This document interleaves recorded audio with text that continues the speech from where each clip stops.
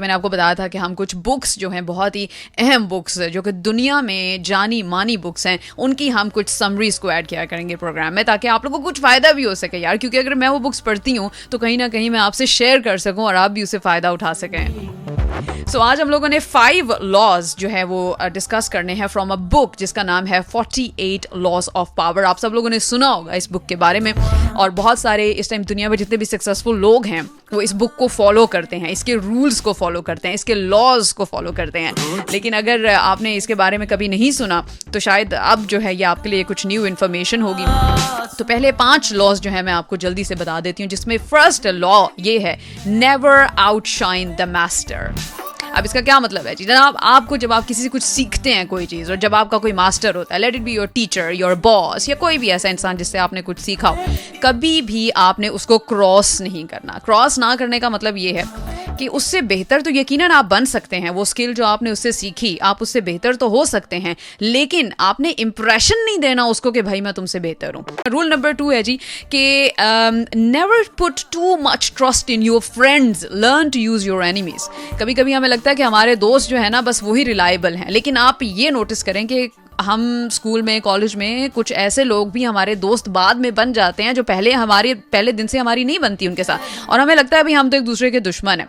तो जब आप अपने दुश्मनों को आहिस्ता आहिस्ता इन्फ्लुएंस करके अपने दोस्तों में शामिल करते हैं तो कभी कभी वो आपको दोस्तों से भी डबल फायदा दे देते हैं, क्योंकि पहला ताल्लुक दुश्मनी का था, तो दुश्मनी खत्म हुई तो दोस्ती शुरू हुई, तो जब दोस्ती शुरू हुई तो फिर डेफिनेटली अब एक दुश्मनी वाला जो रिश्ता था उसको ख़त्म करने के लिए एक दुश्मन जो है वो अपनी 100% एफर्ट डालेगा to be the best friend of yours. Rule number 3 है जनाब, कंसील योर इंटेंशंस, यानी कि आपकी जो सोच में या आपके दिमाग में जो चल रहा है भाई बस जिप लगा लो मुंह को और अपने दिमाग को, कि किसी को पता न चले कि आपके दिमाग में क्या चल रहा है। क्योंकि अगर आप के अगेन वही बात है, दुश्मन है या वो लोग जो कि आपको पसंद नहीं करते, आपको नहीं चाहते कि आप जिंदगी में कहीं आगे निकलें, जैसे ही उन लोगों को पता चलेगा कि आप जिंदगी में आगे निकलने के लिए बड़े जबरदस्त किस्म के प्लान्स अपने दिमाग में रख रहे हैं, तो अब वैसे ही जो है वो साजिशें शुरू हो जाएंगी। उसी तरह से आपके खिलाफ जो है एजेंडास बनने शुरू हो जाएंगे, और एजेंडास ना भी बने और अगर कोई कुछ ना भी करे फिर भी सबसे इंपॉर्टेंट चीज़ होती है भाई नज़र। उस पर तो सबको यकीन है ना, मुझे खुद यकीन है, सबको यकीन है। तो जो नज़र होती है ना वो भी बड़ा काम दिखाती है। इसलिए बेहतर है कि अपनी नेक्स्ट मूव, यानी आप आगे ज़िंदगी में क्या करने वाले हैं, आपका क्या प्लान है। कुछ लोग होते हैं आउट ऑफ कंट्री शिफ्ट होना चाहते हैं, जॉब्स अप्लाई की होती हैं, लेकिन आप लोगों को बता देते जी मैंने जी वहाँ जॉब अप्लाई की हुई है तो मेरा तो जी अगले साल आउट ऑफ कंट्री मूव करने का प्लान है। हालांकि अभी कुछ भी नहीं हुआ, सिर्फ अभी इंटेंशन है, ठीक है, इंटेंशन है, और उसके बाद भी जो है वो आप क्या करें, आप सब लोगों को बता रहे हैं, तो नज़र भी लगती है और लोग फिर प्लान्स भी बनाते हैं कि आपके प्लान्स को कैसे मलिया मेट किया जाए। सो दैट इज नंबर 3 कि अपनी नेक्स्ट मूव को हमेशा अपने दिमाग में रखें। Zip your lips, right, it's very very important.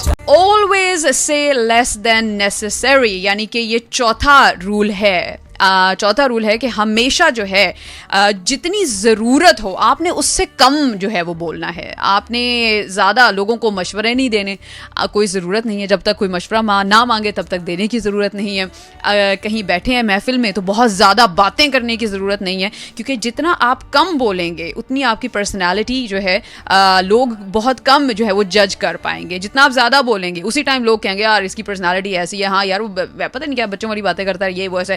Speak less, कम से कम बोलें और ज्यादा से ज्यादा ऑब्जर्व करें। So that is rule number 4। Everything depends on your reputation, कि आपका इमेज क्या है, आपकी रेप्यूटेशन क्या है, and you need to guard it with your life.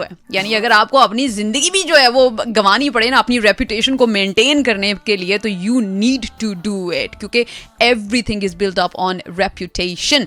क्योंकि हमारे यहाँ बहुत सारे ऐसे लोग हैं जो ये सोचते हैं कि भाई हमें क्या फायदा, लोग जो मर्जी सोचें, हु केयर्स एटीट्यूड जो है ना ये हमारे अंदर बहुत चल गया है। I don't care about people, मुझे कोई फर्क नहीं पड़ता, लोग जो मर्जी सोचें। That is very wrong thought, and ये एक ऐसी सोच है जो कि आपको आगे की बजाय पीछे की तरफ धकेलती है।